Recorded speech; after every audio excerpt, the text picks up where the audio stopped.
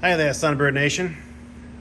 Seems like some days I can't keep myself from doing things I know are wrong, or not really wrong, but that I really don't need to pursue. For instance, here is that Turbo Grand Prix exhaust elbow I told you about. I've been sitting on this thing for, God, 15 years. I mean, not literally, of course, but you know, it's been sitting in my basement.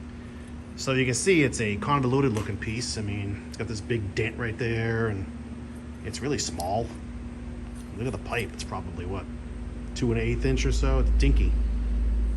So I went to fit it up on here, and guess what? It won't even fit. It's the tail hits my breather pipe and oil dipstick, so I can't even bolt it on. So what I was going to do was cut it off at the line there, and I was thinking I could take a 3-inch elbow and weld it on. That would give you a nice 3-inch elbow out of the turbo. See, this is the part where I say, I thought you weren't going to do this. I thought you were just going to keep it simple, use the cast iron elbow. But I can't help myself sometimes, just pursuing that excellence and efficiency, you know? And power, more power, like Tim Allen used to say. Rrr. I mean, this thing is nice. It's easy. It fits on there. It's small. I mean, it's not huge. I mean, look at it. It's not very big. It's like a 2.4 inch opening, and again the stock front pipe was like 2 inch, so I could easily stick a donut in there that'll accommodate a 2.5 inch pipe. This guy, yeah, which is markedly larger than stock. It fit on fine, the studs line up, boom. That's what I was going to do, and I said, you know, if you use this Grand Prix piece and you weld an elbow to it, you can do a 3-inch, and then your exhaust will, if not bolt up, at least it'll be 3-inch all the way out of the turbo. The only reason I'm considering doing this is because I read in a book one time about turbocharging and engine efficiency and that kind of crap. I don't think it was Corky Bell's book. It was somebody else, some other brainy guy. I thought he said when the exhaust exits the turbocharger, it expands rapidly and it's swirling. So the larger the outlet at the turbo you can give it, the better off you'll be. That's what I've lived by all these years. That's why I go as big as I can off the turbo. I mean, Turbo Buicks use a 3-inch downpipe. Maybe today they have 4-inch. I don't even know. But I had a Turbo LS motor in my 442 once, and that was, I think, 3.5 off the turbo and 4-inch after that. So that thing made tremendous power. So I'm kind of keeping in that mindset, trying to go big. I don't think on a turbocharged car, going too big in the exhaust will hurt you, whereas sometimes on a lame carbureted car, too big exhaust just hurts your bottom end. So again, I'm going to pursue this a little bit. I'm going to cut this thing off. I'm going to fit it up, try the elbow. If I can make it work nice and neat, and I can put a donut on it, and it'll bolt to my exhaust easily, what's the harm, right? Isn't that usually how these conversations begin? What's the harm? Might as well. Why not? So that's where I am today, December 1st. But let's see what happens. I may get to the point where I say, you know what, the hell with it, put the cast iron thing back on and call it a day, but we'll see. This appears to be magnetic, so I can weld to it. It's not stainless steel, which surprises me, unless it's 400 grade stainless steel, which you can weld. It's magnetic and it turns brown. That's probably what this is. I'm not even sure how this thing's attached. I'm assuming it's welded and ground down. I just can't see it. I mean, there's no way they would cast this thing. It's not cast. I don't know what it is. Actually, first thing I should do is try to weld to it. If I can't weld to it, game over. So let me do that first and see what happens. All right, you can weld to it, so I guess I can forge ahead and start my next disaster. Stay tuned. So I cut the pipe off, and one thing I wanted to note was, look at the thickness of the wall of this thing. It's thick as hell right there, then it gets thin. It's super thick over here, and then it gets thin again.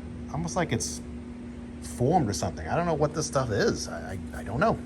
I'm sure one of you geniuses out there can tell me what it is. I just don't understand how they did that. It's super thick in areas and super thin in others. It's weird. And also, any Turbo Grand Prix guys who might be watching me butcher this thing, I apologize, but I'm sure this Grand Prix has long ago been consigned to the scrap heap. I bought that turbo with this elbow on it in like 2005, so it was a long time ago, sports fans. So, but again, I apologize. As a follow-up, the little elbow is tacked onto the exhaust housing. I couldn't do any more welding than that because my battery in my welding helmet died. And I don't feel like going blind today. So I'll call that for the moment, and I'll pick up another battery, and then we'll zip this thing up for good. Here's something I thought was interesting. Here is the original elbow. Look at the orientation of the outlet. It's almost dead on where that one is. I didn't plan it that way. I'm not that smart. I just did what looked right to me to clear the webbing in the block and clear that and all this crap. And I wanted to come out around here so I could put the donut around this area, and the pipe will bolt to it. So look at that, though. That is like dead on, man. I mean, real close. Jeez. So within, I don't know, half an inch. Yeah, love it. Okay, well, that's it for now. It's tacked together. It's kind of ugly looking, but like I said, I'll get more welding done. It'll look super duper. So keep watching. Thanks. So here's how far I got today. The elbow is welded to the Grand Prix turbo flange thing. And I realized that my old downpipe off my turbo, elbow, whatever you want to call it, had a bracket that bolted to the bell housing. So I can use that to locate it on the block. And with some careful measuring, I got it to butt up perfect. I mean, of course, it's on an angle, so it overhangs. I have to, heat that up, trim it, form it, all that crap. But it should go together pretty seamlessly. I'm going to flip the motor over now, and I'm going to see if the orientation of this donut and the exhaust pipe will match up. And if it does, I can sandblast everything so it has a good surface to weld to. And I can tack it together and then start tapping it out to match and all that stuff. So we're in the home stretch on this guy. One thing you might notice is I decided to stick in this bracket right here. This is actually a spacer, I guess you'd call it. What this is the factory turbo stiffening plate. The piece goes here and it bolts either to, I don't know where it goes. I don't know if it goes this way or it goes that way, but Pontiac put it there for a reason. So if I can utilize it again, I will, to stiffen this thing up so it's not on all the weight of the turbo is hanging on these four bolts. Did it for a reason, so who am I to argue with GM engineering, right? So maybe if I could put it to here, these two bolts, make a brace to go there to there, that would be cool. I mean, it doesn't have the up push that they probably want, but I don't remember where it went. Looks like it was here. I don't know. I have to get the piece that goes here. I know it's like a round rod with a threaded end on it. I don't think I have one here. And I'll have to figure out where it goes and modify it from there. I mean, obviously it can't go this way because this is right in the way.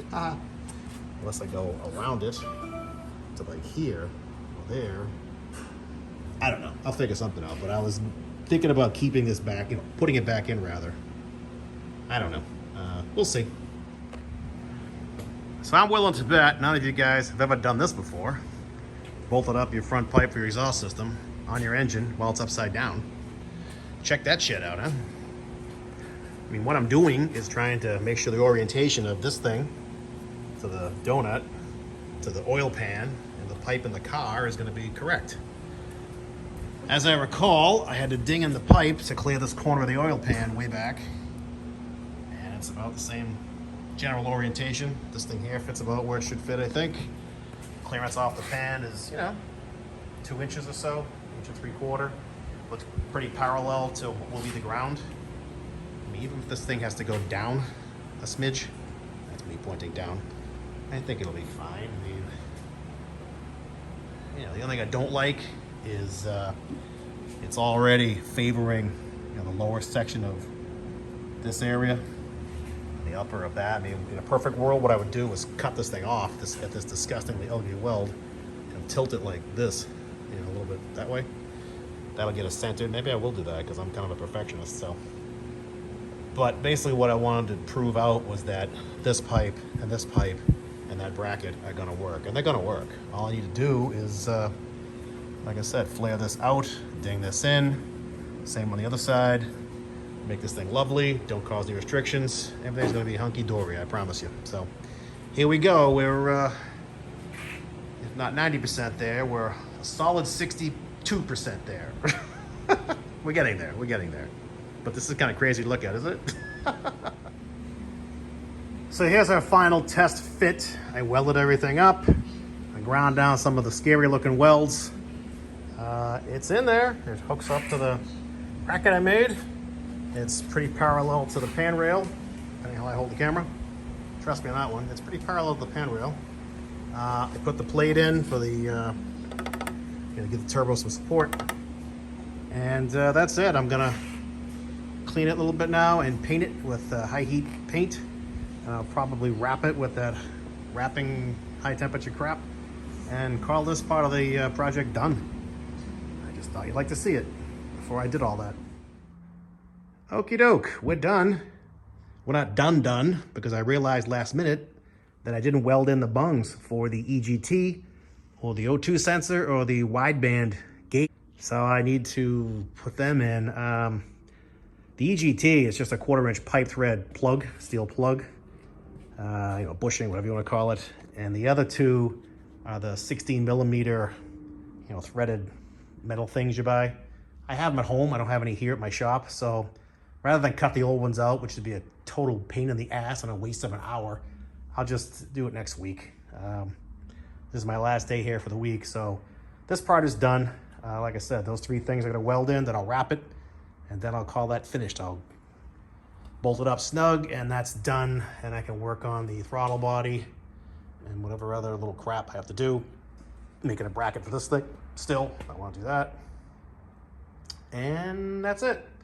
Hope you enjoyed this journey through fabricating an elbow and me telling myself not to do it, but doing it anyway, because that's the way I am. So that's a story. Hope you like it. And thanks again for watching, and I'll talk to you next time.